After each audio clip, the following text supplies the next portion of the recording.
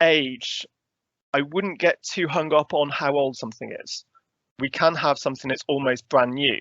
So if something was perhaps, particularly good piece of architecture and it was only done 5 years ago, we could consider it for local listing.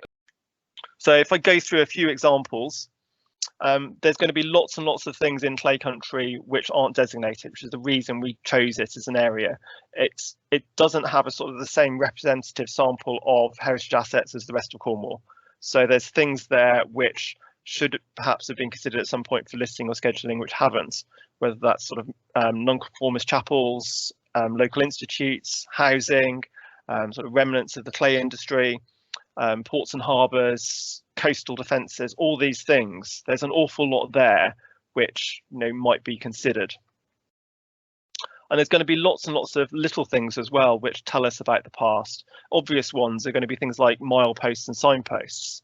But I'd encourage everyone to think about the less obvious as well, because these kind of things we think of as heritage assets. Obviously we're looking at think, yeah, absolutely, value that as a piece of the past.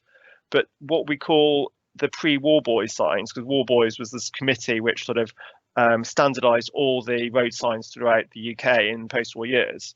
They're very, very rare, and they're also really, really beautiful. So this is one just outside Gorenhaven. So I'm not sure is still there. I'd have to check. But things like this, if we could map them, would be fantastic, and recording them as well for future generations. The clay country has an awful lot of sites with historic value. There are remnants of the past which tell us about how the clay industry worked. And there's all sorts of things there, but I wouldn't necessarily think of it in just that way. There are an awful lot of artists which drew inspiration from the clay country. And I don't think there's anyone who goes to the clay country who isn't in awe of the landscape.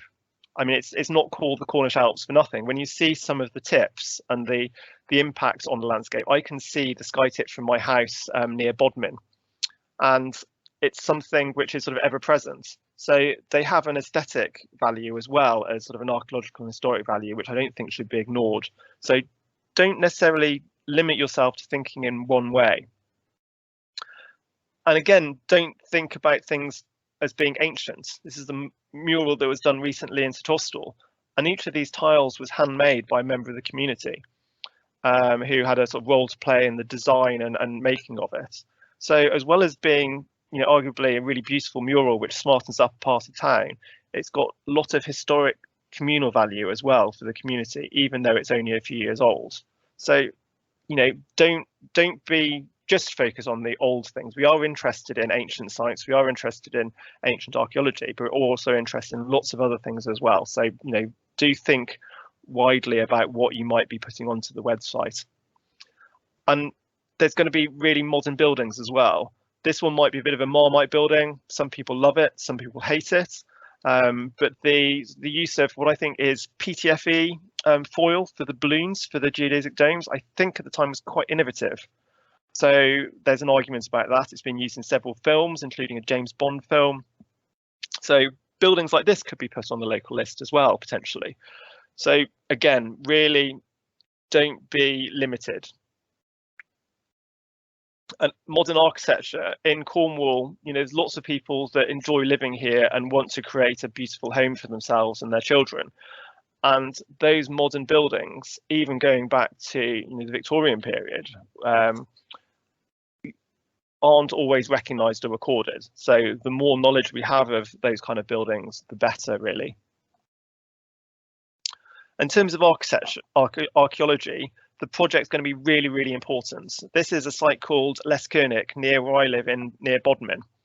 And this was only scheduled recently, even though it's sort of a really important example of a series of sort of roundhouse enclosures, and it's really obvious when you're there on the ground. And there's this prop stone with an alignment as well, which was found during a survey. So just because there's an awful lot that's already mapped, don't think that from research and your own knowledge of a place that you can't put forward things which might eventually be considered incredibly important and perhaps even listed or scheduled after some time. With archaeology as well, don't just think of ancient, think of modern things as well. There's a number of sites in clay country which are really, really important in the Second World War and the Cold War. There's a bombing range, which may have a giant arrow hidden somewhere under a field, which I'd love someone to find. There's a number of Royal Observer Corps bunkers.